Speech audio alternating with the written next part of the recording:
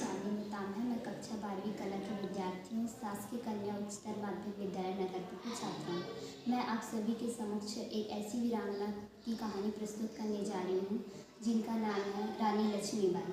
रानी लक्ष्मीबाई का जन्म 1828 में एक साधारण से परिवार में काशी में हुआ था। उनके बचपन का नाम मणिकर्णिका था, जिन्हें लोग प्यार से मनु कहकर पुकारते थे। उनकी माता का नाम भगीरथी तथा उनके पिता का नाम मोरोपंत। मनुकर्णिका जब बचपन में से ही उसे तीरबाजी और घुड़सवारी का शौक था। वह जब बड़ी हुई तो उनका विवाह झांसी के राजा गंगाधर राव के साथ हुआ था।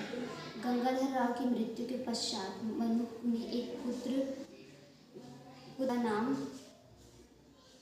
जिसका नाम दामोदर राव था। जब यह हुआ तो अंग्रेजों के जनरल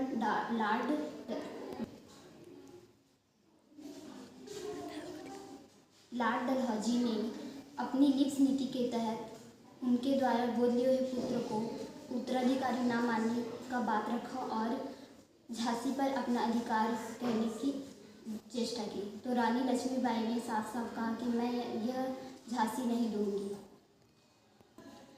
सन 1857 में झांसी में क्रांति की लहर उठ पड़ी थी। रानी लक्ष्मीबाई ने वहाँ की जनता और सभी को एकत्रित किया और उन्हें प्रशिक्षण दिया और फिर उन्होंने अंग्रेज़ों के साथ युद्ध करने के लिए तैयार हो गए। उन्होंने महल की दीवारों पर तोपें लगवाई और अंग्रेज़ों को महल के बाहर ही रोक कर रख दिया था। जब तोपें समाप्त हुई तो रानी लक्ष्मीबाई ने गोद में दामोदर राव को बांधकर स्वयं युद्ध मैदान में कूद पड़ी। उन्होंने अपनी वीरता का प्रदर्शन इस प्रकार किया कि अंग्रेज स्वयं डरने लगे। इस युद्ध में न केवल पुरुष शामिल थे बल्कि स्त्रियां भी अपनी वीरता का प्रदर्शन कर रहे थे, जिनमें झलकारी बाई, सुंदर मुंदर और कृष्णाबाई भी थे और साथ ही साथ उनके साथ तात्या टोपे भी इस युद्ध में भाग लिए हुए थे। की लड़ाई के बाद वह रानी लक्ष्मीबाई ग्वालियर पहुंची और तात्या टोपे के साथ मिलकर वह अंग्रेज़ों की लड़ाई को जारी रखी। उन्होंने बहुत से अंग्रेज़ों को युद्ध से पीछे हटने के लिए मजबूर कर दिया। लेकिन सन 1858 में जब वे